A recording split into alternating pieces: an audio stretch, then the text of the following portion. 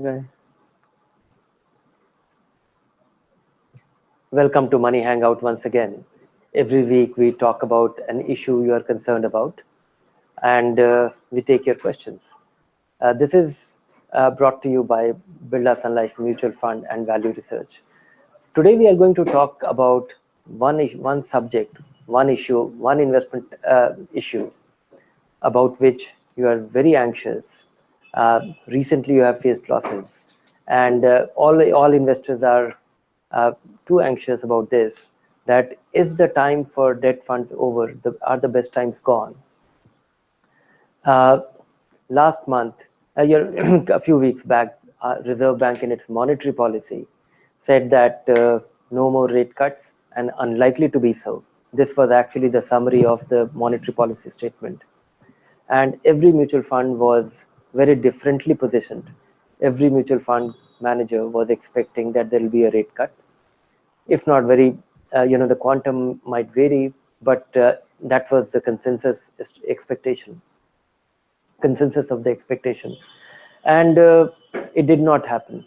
Every fund actually took a hit, barring the liquid funds. Every mutual fund, every fixed income category was did take a hit of ranging between anywhere between 0.5% to 3 to 4%, 0.5 to 4%, and all investors who invested in these debt funds not very long back in the last 2 3 months or even few weeks before this rate cut, they were in for a surprise. And understandable that we invest in fixed income not to lose money. The fixed income investment is primarily for capital preservation. So these are, and I think it has changed what we have seen. So the key thing is that the best times might be over. What we have seen so far, 15% return from these bond funds over the last 3 4 years, from the gilt fund, from the dynamic bond fund, that may not happen in the future. But that doesn't mean that you should not have fixed income fund. Fixed income has a role in your portfolio. And even despite the 3 4% decline, one has to understand that fixed income funds, which invest primarily in bonds, are rooted in reality. There are only three things which concerns, three things which has a very clear role. Unlike equity, where it is all up in the air, if a company is good and if the company is likely to grow rapidly and it will keep doing, and all the variables that contribute to a company doing well, uh, they are unpredictable. It is dependent on the environment, it is dependent on the management, it is dependent on the sector it is in, it is dependent on many other things. It is dependent on the government, it is dependent on, so anything can actually affect. We have seen it in the past that a company's performance is heavily dependent on just too many factors to guess. Broadly, you can try and guess about, and that too roughly. You can take some comfort from its past performance and then roughly guess about what it is likely to do. Debt is not like that. It is rooted in reality. How good is the company, and not in terms of how well it will do. Primarily, a fixed income, a bond investor's objective is very narrow. Will this company be able to pay me interest on time, and will the company pay back my money? If these two things are very nicely in place, the company gets a AAA. And so in that sense, we have a very narrow focus as a fixed income investor on a company. Then the other two variables which determines the price of a bond is how long the maturity, how far off is the maturity of the bond, and how often I will get the money, and how much. What is the coupon of the bond, and how coupon meaning the interest payable by the bond, and at what frequency. So return, time frame, and the quality. These two things are, and these three variables are reasonably predictable. That is why fixed income funds, which invest in these bonds, are rooted in reality. That is why they are considered as a capital vehicle of capital preservation and modest return, not extraordinary return. And that is what you should look at. And this is time to remind yourself that that is all there to it. Expect moderate return from fixed income funds, and you'll be happy to get, and the two benefits of investing in these bond funds is pretty straightforward. You get marginally higher return than the alternative of fixed deposit, and the tax treatment is better if you hold it for a longer period. and longer period meaning 3 years and more, because that is when your interest income kind of income becomes a capital gains. So these are the two things which you should look at, and of course superior liquidity. Uh, so if you should invest in fixed income fund primarily for this, and that it offers you reasonable flexibility. There are two, three things, one particular thing which you should not look at bond funds, which investors in the last 2, 3 years started looking at, is decent capital appreciation. While the market was volatile, bond funds were going only one way, that was up, and decent return, 14-15% return in the last 3 years. So look at it, look at it happily, fondly as the past, and reconcile with this change. Now, what happens, one of the concerns people have, and that is basically a behavioral thing, that you invested in a bond fund, and you invested in a bond fund, and you are faced with a 3 to 4% loss. How long will it take for you to recover this money? I think it will take anywhere between 3 to 6 months. And look at the impairment. Even a 3% decline for anybody who has invested in these funds 1 year and more, I don't think they have much to worry. Your 15% return now looks like 12% return, or your 14% return looks 11% return, which is not all that bad. Just that we are not used to, and that is not our generally the expectation from such a fund, so we are a little disappointed. That's one. The other reason why we invest in bond fund is to, either it is a rebalancing allocation. When you have otherwise a equity portfolio or a long-term portfolio, you want to moderate the risk by investing a part of it in fixed income. Alternatively, it's the other way around. You are dominantly invested in fixed income, and you invest a part of it in equity to protect the capital worth of your capital. And for both these reasons, uh, I think you don't have a way around fixed income funds. You have to invest in fixed income fund for the capital to be rated, for a reasonable part of your portfolio from which you want to derive income, or you want to reduce the risk of your otherwise a growth portfolio. Now, how to reduce your risk? I think there are 2, 3 things which you should keep in mind. One is the perfect matching of your goals, your investment time frame, for with the right kind of fund. Investing for few days, consider a liquid fund. Liquid funds have improved substantially. If you look at Birla app, the active Birla active, that you can invest in a liquid fund, get your money back hit your account after your redemption request in a very short while. So that actually provides a great convenience. So money for few days, even a couple of weeks, consider a liquid fund. You will be able to enhance your return by compared to a savings bank account substantially. Then comes, and in that substantially is 1.5 times, sometimes twice as much. And money on demand. That is quite interesting. Then money for few weeks, ultra short-term bond fund. Few months, short-term bond fund. Maybe the time for dynamic bond fund and the long-term gilt fund might be over.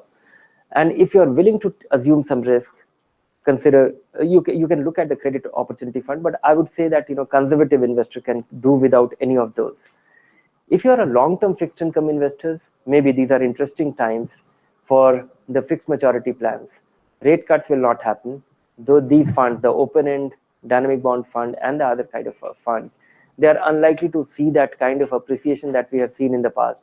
So you can lock into the higher rates, get a predictable return, not look at the values in between because it doesn't matter. It's a closed-end fund you will get the indexation benefit. So long-term fixed income investor should start actively looking at FMP as compared to the open-end bond funds, which we have been used to. Once you do this, I think you will not be in for surprises. And eliminating surprises is the primary goal of an investor when investing in a fixed income fund. So simple things to do. And if you have a large sum of money, large sum of lifetime accumulation which is invested in fixed income fund, because you are risk averse, you don't want to take chances, you don't want to allocate sizable thing to equity.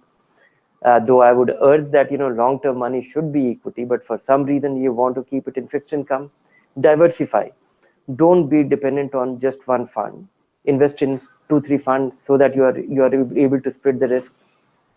Any return enhancement will come by only by assuming some risk, whether it comes by way of credit risk, whether it comes by way of taking an interest rate risk, which is longer maturity, anticipating a rate cut, or take forming a view on this, or a liquidity risk. If you are going to compromise on any of this will only enhance return. Spreading it across 2 3 funds will reduce your risk, and you will not be overly dependent on accident hitting one fund. So these are simple things to do. Match your investment time frame with the right kind of fund, spread your risk, and lower your expectation. Good times might be over. Thank you, Dhiren. Now we'll start with the Q&A. I'll start with the question that majority of our viewers today are asking.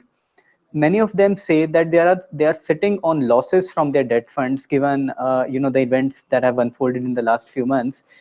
Now they want to know, is there a chance of recovery and good returns in the next 2 to 3 years, or should they exit? Yeah, one is that this is the advantage of a bond fund. There is an absolute there is a it is it absolutely the recovery is definite, because that is how fixed income funds work. Everybody took a view, longer maturity bonds took a hit, and it will recover. What was the decline in value? The dynamic, if you lost 4% in a dynamic bond fund, it might take 4 months or 4.5, 5 months.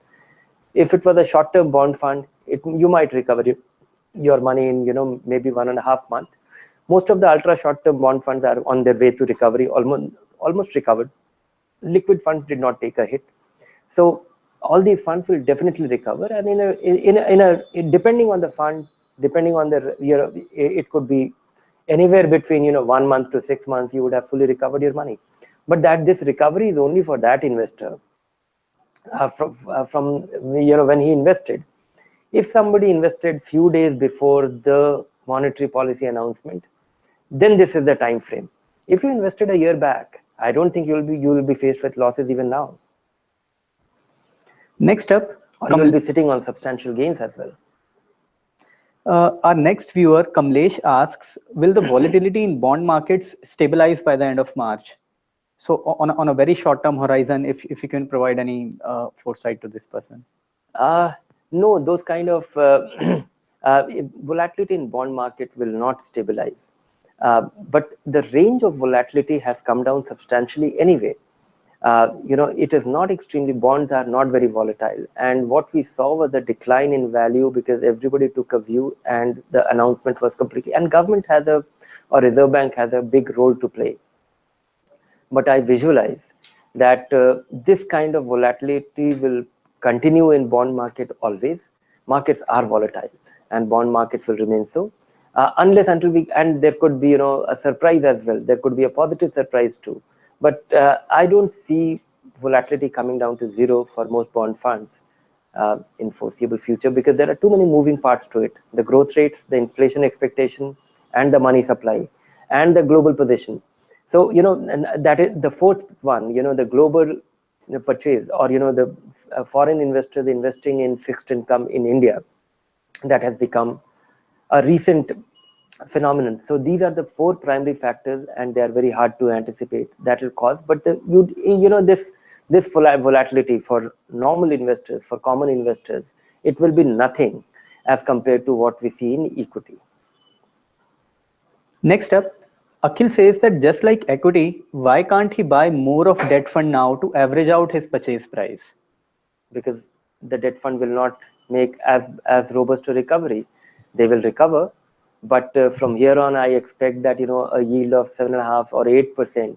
So it's not that what has come down will go up, or what has gone down, or what did go up. Of course, it is true that what went up much more did fall much more, but that is actually, there is a formula to it. As I was explaining earlier, that bond fund valuation is entirely a function of, they are rooted in reality, the maturity, the quality, and the coupon. And assuming that the rate outlook becomes constant, we don't expect any change, then we should not, then the bonds will not make a recovery. Bond prices fell because RBI said that no more rate cuts, and bond prices went up before that because everybody was expecting that there will be a rate cut, and the current bonds, the existing bonds which are yielding higher, will become more valuable, which did not happen. So by the same logic, till we have a situation coming back that anticipation or expectations of a rate cut and rate cuts actually materializing, till that point comes, we will not have that recovery. Next up, Shamik asks, is it wise to invest only in short-term or ultra-short-term funds, even if it is meant for longer horizon? And his basic objective is to augment his post-retirement government pension income. If you are going to no, the liquid fund and the ultra short term bond fund will provide you reasonably safe, reasonably predictable return, but they will not be meaningfully higher. So I would say that actively consider the fixed maturity plans and choose the dividend option, or think of a flow that you don't derive so this remains your fixed income allocation, but it will require careful planning, because coming time for somebody who wants to supplement his retirement income in retirement, having an entirely fixed income allocation might prove to be difficult, because the disadvantage of investing in fixed income is that it will not be able to protect the worth of your capital if you consume all the income. Moving on, Sanjay asks, which debt fund would you recommend to him to create a weekly STP from it into an equity fund? It doesn't matter. uh, a liquid fund or a short-term debt fund, it doesn't matter, because you are going to or the primary goal of doing a STP is to average your investment in fixed income, in equity. You want to eliminate the possibility of catching a equity market high, and whether on the assuming that you have 50 lakh rupees and you want to spread this money over the next 1 year, and you want to do a weekly STP, which means 50 lakh rupees, 1 lakh rupees moving into equity. Whether this money earns 8% or 7.5%, it is not going to make a meaningful difference to you. And but eliminating the possibility of catching a equity market high is very meaningful objective. And if you are able to reduce that, you are reducing your risk. Equity market volatility, the money which first week 1 lakh rupee getting into equity, second week another lakh of rupees, 2 lakh rupees outstanding, so on and so forth. Assuming this thing happens, then you are assuming a very different kind of risk. The primary objective is to reduce the possibility of catching a equity market high. Liquid fund, ultra short term bond fund doesn't make a difference. This next question comes from Deepak. He says his debt investments span across several short-term, ultra-short-term, and income funds. He's looking for your advice on how can he go about consolidating them in fewer funds, Dhiren. And he's a senior citizen. uh, have meaningful diversification, don't have too many. Then the primary thing to ask is that how many are too many. uh, I think one can achieve meaningful diversification with a bond fund if you have 2 or 3 of them. And I think it is important to have them even if they look alike, because the whole idea of investing in fixed income is to reduce your risk. You are focused on capital preservation, you want to reduce the unpredictability, and you are spreading the risk across 2 3 funds eliminates the possibility of one fund meeting an accident and you being hurt badly, because normally 2 to 3 funds depend, and matching the right kind of fund for your time frame. If you choose the appropriate one, if you have 3 short-term bond funds, that's good enough. Maybe 2 will do. uh, so 2 to 3 funds, spreading it, and only of the kind which matches your time frame. That is a principle to follow. Moving on, this next question comes from a viewer whose name is again Deepak. He says that since the chances of further rate cuts are low, should one exit from long-term gilt funds? uh, it's a tough question. It amounts to reconciling with some losses, or some recent market high that you would have seen, low from the peak. But yes, it makes sense, because that way you will also be able to reduce your volatility. I don't know when this phase will come back again, but most common investors who invest in bond funds, they should not try and perfectly time and maximize their return from fixed income funds. For maximizing their return, they should have an equity allocation. With your fixed income allocation, I'm talking of individual investors who need to be really rooted in this principle that fixed income should be reassuring. And for fixed income to be reassuring, assuming this risk is not worthwhile. And I think coming times, what he's asking, I would answer him in a resounding yes. In fact, this question reminds me of an old joke, Dhiren, which goes like, the government securities are called gilts because the government is guilty of borrowing. Well, I Yes. guess our viewers don't have to participate in the government's guilt. Anyways, moving on. Our next viewer, RP Gupta, who is a senior citizen, says that until recently, debt funds were a safe avenue with reasonable returns for people like him. What's your advice for them in this changed scenario? No, debt funds remain just as safe. You should take a consolation that, look at even in the bad times, even if despite this decline which nobody was able to anticipate, debt funds took a hit and now they are recovering and they will recover, and 3-4%. So it doesn't really make them very risky. uh, you will not see the kind of calamity that we have seen in some cases, one or two cases where we have seen a credit impairment. Credit impairment, it sounds jargonish, but if a fund invests in a bond, and that company is unable to pay the repair, the repayment, or pay interest on time or repay the capital on time. We have seen one or two such situations in the past. And but still I feel that most investors have been able to uh, you know been able to derive the kind of stable return they expect from equity, from fixed income funds. They are not as risky as the kind of risk which we are used to from equity. So you have to just reconcile. There was a situation we had see these last 2-3 years when interest rates were coming down and bond funds were benefiting from that. We got used to it, and now we have seen a turnaround in the situation, and that is why we took a hit. This hit we will recover in, as I said earlier, in 3 to 6 months. Bond funds retains their character of providing stability, a vehicle of capital preservation. Keep away from those funds. Times have changed. They were opportunistic bets. They will not work till we have the same old times back, that we till we till the economic variables of this Indian economy changes, that or the dynamics changes, that RBI tells us that yes, inflation has come down, they need to really bring down the cost of capital, or the interest rates must come down. And the government is a party to all this. It can't happen in isolation. Unlike equity, where you can have a declining market but a company doing very well and doing it in a sustained way, it can be an outlier. Interest rates can't work in isolation. Next up, you've touched upon this point briefly, Dhiren. Lakshya says that debt funds are low risk, but what to do when the company defaults and the fund crashes? uh, Worry about it and feel bad about it, and try and find out that is there a likelihood of recovering that money.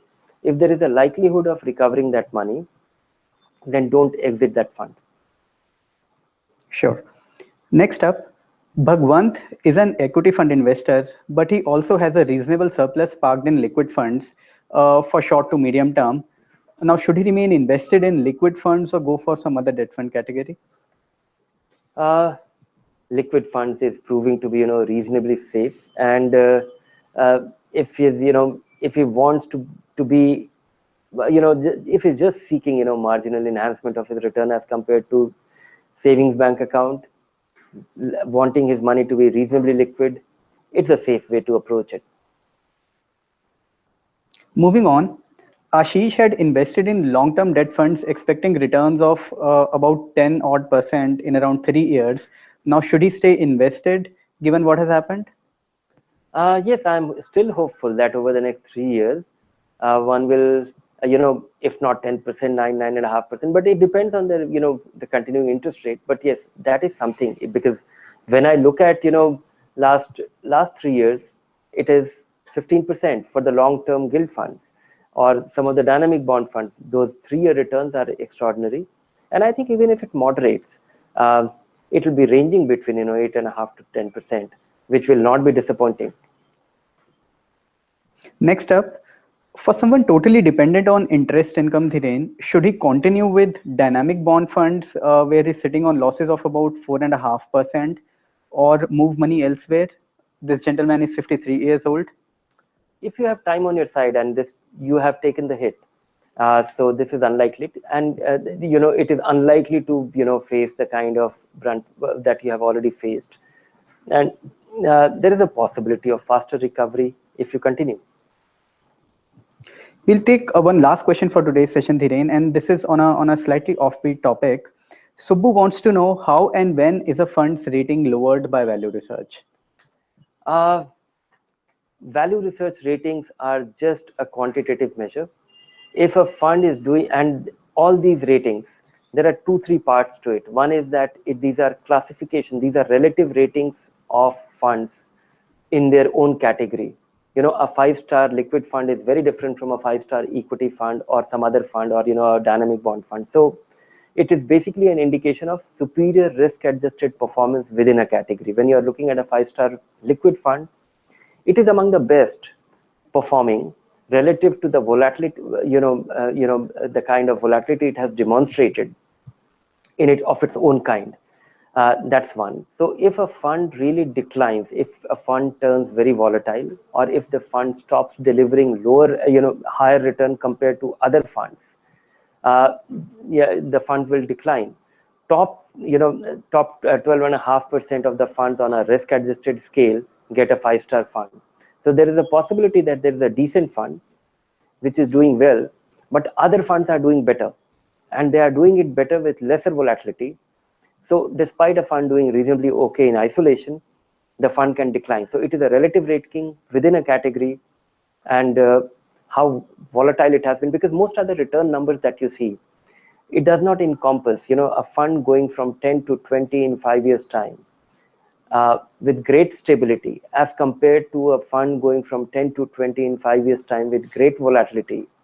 There is a likelihood that the one which has generated 10 to 20 with highest stability will become a 5-star, and the other one becomes a 1-star fund despite generating exactly same return.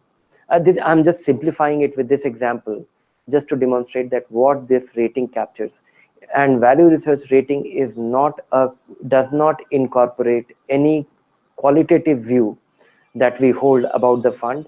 For that, you should look at the analyst choice, which appears in our magazine and on our website. That is where we look deeper into the fund. We delve deeper into the fund to find out way to look at it, reduce the investable funds into a smaller universe, and talk to the fund manager, understand how it has been achieved, how dependable it is. Thank you, Dhiren. Thank you. Any parting advice for our viewers today? Yes, well, we have been hit by this surprise by the Reserve Bank. There was not a single fund manager who was not surprised by this. We don't have a single outlier. Everybody suffered. Most investors are getting anxious, but the course does not change. Fixed income funds are supposed to provide you capital preservation and stability to the portfolio. That remains intact. It remains, you should still consider it. I don't think there is a substitute to fixed income funds for these goals.